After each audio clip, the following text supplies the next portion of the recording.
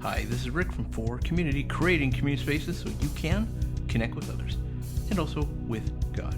In a former church, there was a guy that I happened to meet who was some kind of karate teacher. Multiple levels of black belt. I have no idea, but I just discovered that he was a karate teacher. And when I was younger, I really thought that I wanted to learn karate and be a very cool karate guy, because I think people that know martial arts, they're just very cool. I mean, today, I don't think it's me at all, but back then, I really did think I wanted to try it. So as I was talking to this guy, I'm not sure how it came out in the conversation, but he invited me to throw some punches at him. And I did. I threw 2 punches at him in slow motion. And man, did I ever regret that. He didn't punch me. He didn't put me in some kind of lock or hold or something. He just blocked. He blocked with the most powerful blocks I have ever felt in my life. They were so powerful that I honestly thought that my forearms came as close as they ever had come to getting snapped. And it left me with some really big bruises.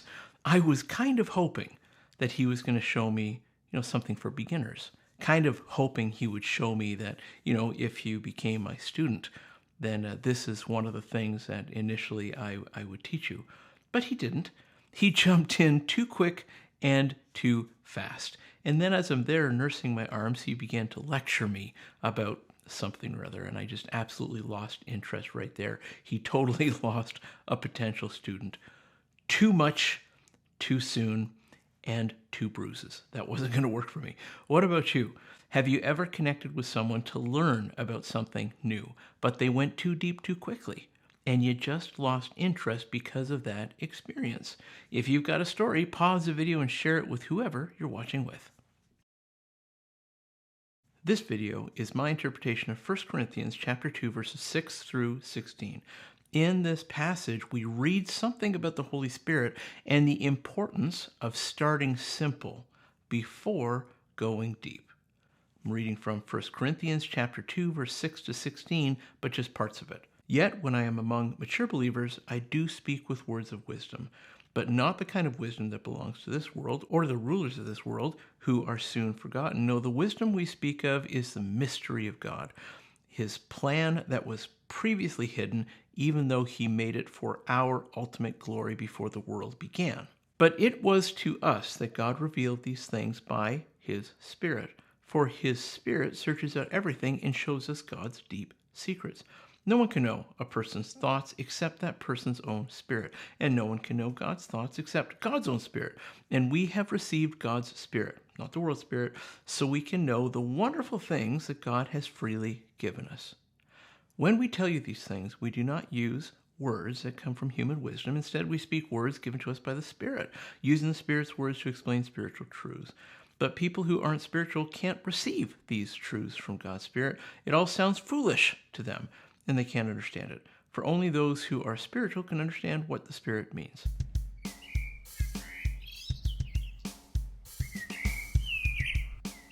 Hey kids, don't forget to watch this week's episode of Connect HQ. See ya! Here's the point that I'm going to try to make using this passage.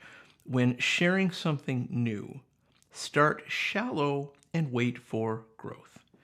In this text, we learn some very cool things about the Holy Spirit. Now, I'm not going to go too deep in this video. We will dig in when we connect this. We can go deeper there. The one big thing that really sticks out to me is how important it is to be smart about sharing new ideas with people. It is easy to turn people off when we jump in too deep. It's also easy to turn people off if we stay shallow and never go too deep. So while we take a moment to consider the Holy Spirit, here are 2 thoughts that might help you the next time you attempt to pass on information that is new to someone else. First, consider doing this. Share shallowly in order to connect. The text says, it all sounds foolish to them and they can't understand it. Here's what I'm seeing here. The passage before this, which was last week's video, talks about Paul's soft startup to sharing the gospel. Before Paul shares heavier content around Jesus and the Bible, he waters down the content and makes it easier for people to engage with. He prioritizes making connections around a simple idea and then going deeper after someone's expressed some kind of interest and they want to go deeper. I think that when people start to share too deeply too quickly, particularly about things regarding God, their content sounds like foolishness to others. Now, I don't think I'm saying anything that anyone would disagree with, and I don't think that this is new information I'm sharing with you. If you start by putting out deep content, it's not going to help you connect with people. They're just going to pass you by. If you want to go deep about something with anybody, you first need to connect. Paul makes a specific reference to the Holy Spirit. Now, in this video, I won't take this too deeply, other than saying that the Holy Spirit is part of what God is, who God is in the Trinity. He's Father, Son, and Holy Spirit. What Paul is sharing with us is this: God doesn't first teach us something by sharing deep content with us. God's first move is to offer us a connection. Then after we have accepted his invitation to get connected with him, then he shares a deeper part of himself, namely the Holy Spirit. That means a whole lot, but in this case, it means that there's a process that he follows in his communication. He starts with a simple message, namely the gospel, Jesus crucified, Jesus risen again. And then after that, if people like that message and want to hear more, then God offers a much deeper understanding and experience of himself that's not available to those who don't want to make that initial connection. Namely, I'm talking about the Holy Spirit. I think this is a pretty simple idea to understand.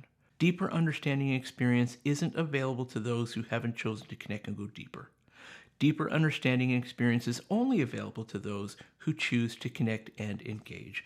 And if you choose to connect and engage with God, there is a far deeper understanding and experience ready to be had, namely around the Holy Spirit. So this idea isn't rocket science, and I get it, it's pretty simple. So here's the awesome message to be found. If you choose to connect and engage with God, then there is a deeper understanding and experience to be had, which includes receiving something from God that is very personal to him, namely his very Spirit, which will sound foolish if you're not interested in engaging, but will sound awesome and exciting and life-giving to those who have chosen to connect and engage with God by following Jesus. So this principle jumps out to me through this passage. Share shallowly to connect. Here's a second thing to consider. Share deeply together. The text says, "Yet when I am among mature believers, I do speak with words of wisdom."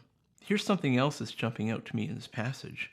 Not only is there a depth that's available after the initial connection that we make with Jesus, but it's even bigger than that. Paul references the Holy Spirit to make more than simply one point. I mean, yes, after we make that initial connection with God, there's something called the Holy Spirit that gets involved, a different part of God, a different person within the Trinity, but it also means that not only do you see more of the depth of God, but you also become the communicator of God's depth. You actually become a deeper, more connected person with God. Now, here's an illustration. A witness is someone who testifies about what they have seen. If someone has seen a car accident, they testify to the police about what they have witnessed. The silliest car accident I have ever witnessed that I had to give a testimony to was in a Canadian Tire parking lot. A car driving about 10 kilometers an hour casually drove into the side of a parked car. We were all shocked that the guy didn't see it parked there. It was as though we were watching this accident in slow motion, although it was just a very slow moving car. No one was hurt. I mean, the car was going 10 kilometers, the other car was parked, but there was still damage. I reported on what I saw. As a Jesus follower who has the experience of God's Spirit, you now become a pretty cool contributor as a simple witness. And I mean, really, really simple. You share how you're experiencing God and what your interpretation of the Bible is. I mean, you're not an expert that rivals other experts, but you obviously have a voice. And this is one of the things that I really like about being a Jesus follower. there's not just one person who's qualified to stand up with a mic or make a YouTube video, because God has secretly given that person and no other person secret knowledge. We all have a voice, and we can all contribute to each other's growth, because we all have that same part of God called the Holy Spirit. We can all get connected to each other, and we can all grow in that connection as we contribute to each other's growth based on our connection with God and our experience with God. So the second principle is jumping out to me. Share deeply together, because all of us can share deeply together. Okay, so this is just a shallow dive. We will go much deeper when we meet together this Sunday on Zoom. So that's it from me to you for now. Would you please like? Would you please share? Would you please subscribe? Would you please ask for the link? We're meeting this Sunday on Zoom, 10:30 a.m., 6 o'clock p.m. It's also communion this Sunday, so come on out and experience our version of communion as we celebrate it on Zoom for community, creating community spaces so you can connect with others and also with God. See you next time.